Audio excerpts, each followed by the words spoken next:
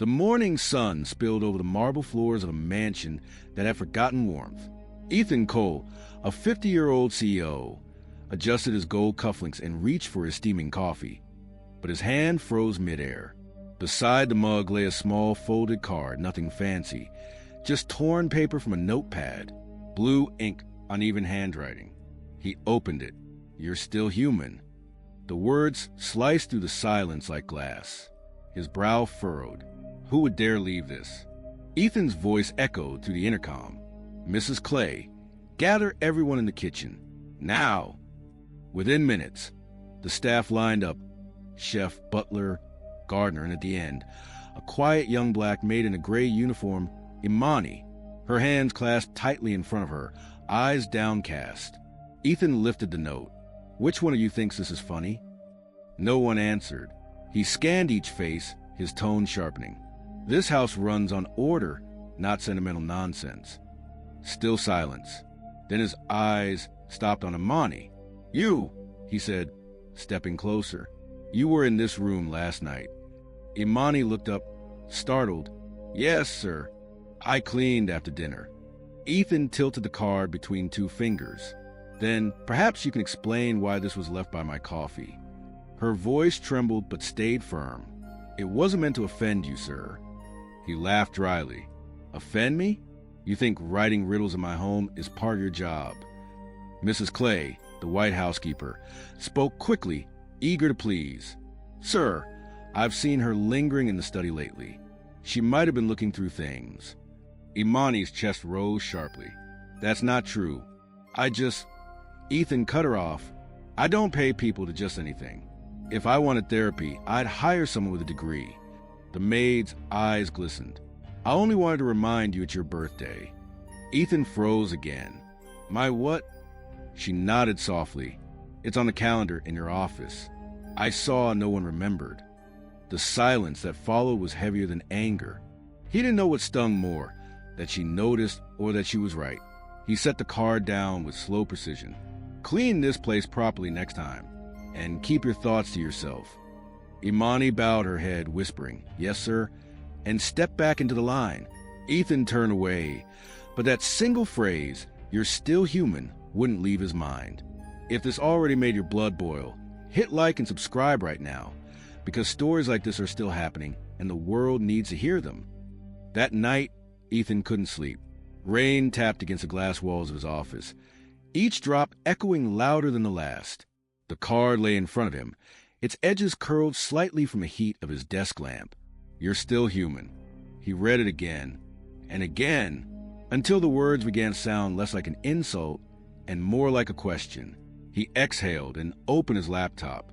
Security footage, kitchen last night. He dragged the timeline back to midnight. There she was. Imani moved quietly, her shadow soft against the refrigerator light. No sneaking, no hesitation. She reached into her apron pocket, pulled out the folded card, placed it gently beside the coffee mug, then paused. For a moment, she whispered something he couldn't hear. Her lips formed a single word, "Grace." Then she turned off the light and left. Ethan leaned back in his chair, feeling the sharp sting of guilt behind his chest. She hadn't mocked him. She hadn't trespassed. She'd remembered. Something no one else had done. Not his board, not his assistant, not the empty phone he carried like armor. Morning came gray and dull. Downstairs, he found Mrs. Clay whispering in the corner with another maid. "She's clever," the housekeeper said. "That one knows how to play kind to get close. These people always do." Ethan cleared his throat sharply. Both women turned, startled, but he said nothing. He simply walked past them, the words sitting in his stomach like spoiled wine. At breakfast, the silence was thick. Imani poured his coffee carefully, avoiding his eyes. Her movements were steady, trained, but her fingers trembled just slightly. He noticed. When she turned to leave, he spoke before thinking. "How long have you been working here?" She stopped, surprised by the question. 6 months, sir." He nodded slowly. "That long," he murmured, almost to himself. Then louder, "Make sure the study's dusted before lunch." "Yes, sir." As she left, Ethan caught a faint reflection of her in the window, tired, cautious, human. Something in him shifted. For the first time in years, he wondered what her life looked like beyond the walls of this mansion. That evening, when the staff went home, Ethan poured himself a drink and stared at the folded note once more. He had built his life on control, and now, one small act of kindness had made him feel completely undone. He whispered the words under his breath. "You're still human." But he didn't sound convinced. The next morning carried a strange quiet, softer than usual, as if the house itself was holding its breath. Ethan walked past the dining hall, half expecting to feel the same emptiness. But faint laughter stopped him mid-step. Real laughter. He followed the sound to the sunroom. His 8-year-old niece, Ella, sat cross-legged on the floor surrounded by colored pencils. Beside her, in the same gray uniform, knelt Imani, folding a piece of paper into a little crane. "Press here," Imani said gently, guiding the girl's tiny fingers. Ella smiled, not a wide one, just the kind that makes the air warmer. Ethan stood in the doorway, unseen. It had been months since he'd heard that sound, not since Ella's parents died in the crash. Since then, she hadn't spoken a single word. Now she giggled quietly as Imani placed the paper bird in her palm. "There," Imani whispered. "If you make a wish and let it go, it flies higher." Ethan's throat tightened. He'd hired therapists, tutors, private teachers. No one reached her. And yet this quiet maid, the one he'd humiliated, had done it with a scrap of paper and patience. He stepped forward. Imani looked up, startled. "Sir, I'm sorry. We were just—" "It's fine," he interrupted, voice lower than usual. "Carry on." He turned away before she could see the confusion on his face. Because for the first time, her presence didn't feel like intrusion. It felt like peace. Later, from his study window, he watched in the garden. Imani held Ella's hand as they watered a small plant together. The little girl pointed at the sky and smiled again. Ethan found himself smiling too, something he hadn't done in years. A faint reflection of his own face in the glass startled him. He didn't recognize a man looking back. Not the ruthless CEO, but someone tired of pretending strength was coldness. He whispered quietly, almost to himself, "She reminded me I'm still human." That night, he skipped the dinner meeting. Instead, he sat alone at the kitchen table, the same spot where the card had been. He poured 2 cups of coffee out of habit, then caught himself smiling at the absurdity. He didn't drink either. He just sat there, listening to the faint hum of the house and the distant laughter from the hallway, the sound of life slowly returning. If this happened right in front of you, what would you do? Tell me in the comments. I read every one. And if you want justice as much as I do, hit subscribe. The next day, Ethan found Imani in the garden, trimming roses with quiet focus. He hesitated at the doorway. The same man who once barked orders, now unsure how to speak. "Imani," he said finally. She straightened, wiping her hands on her apron. "Yes, sir?" I watched the footage. Her eyes lowered. "I thought you might." He paused. "You left that card." "Yes, sir." Her tone was calm. "I wanted to remind you that people still care, even when it feels like no one does." Ethan exhaled slowly, something breaking behind his ribs. "You know, when I was a kid, my father used to say kindness is weakness.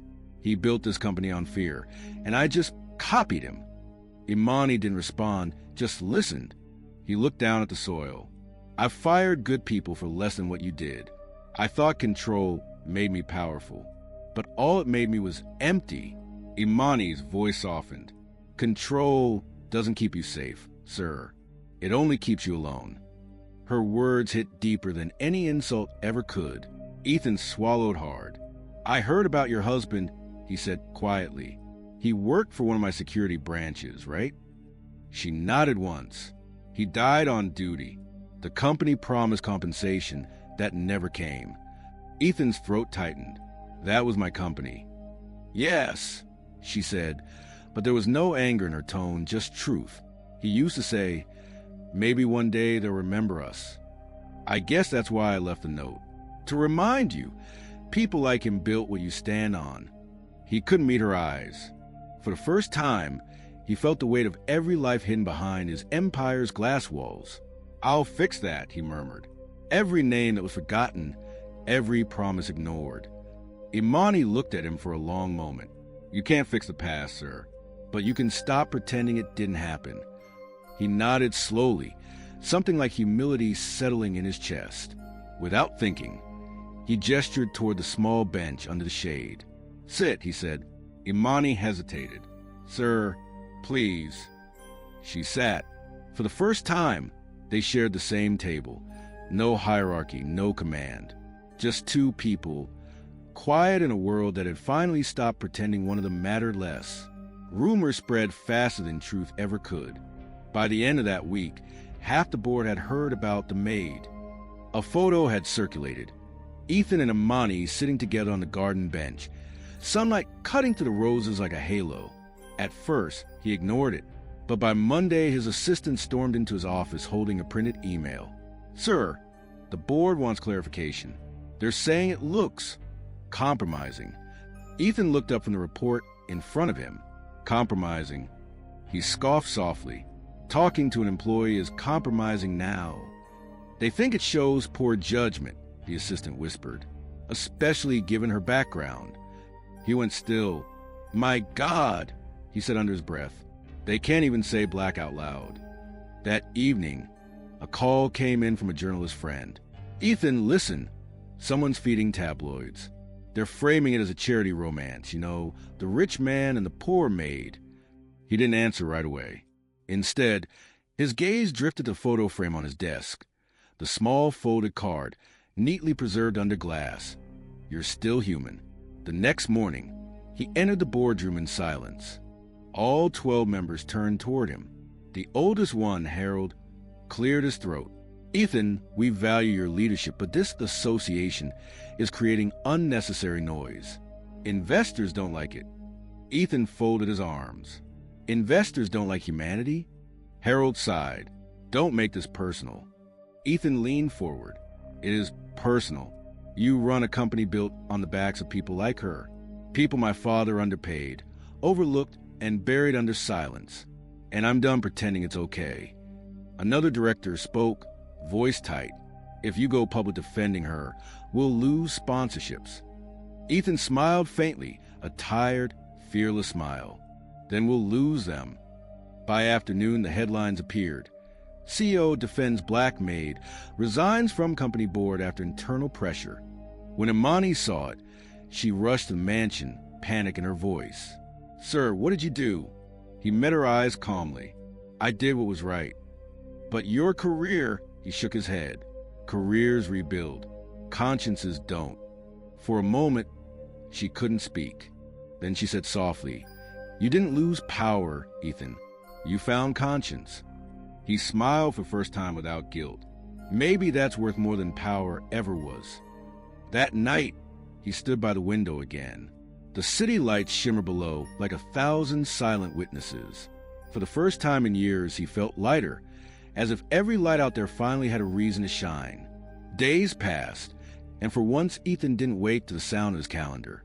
He woke to silence, the kind that doesn't accuse you, only waits. He spent the next morning driving without destination, the city shrinking behind him. After an hour, the skyscrapers faded into small brick houses and rusted fences. He stopped when he saw a faded sign that read, "Hope Kitchen, free meals, community love." He stepped inside quietly.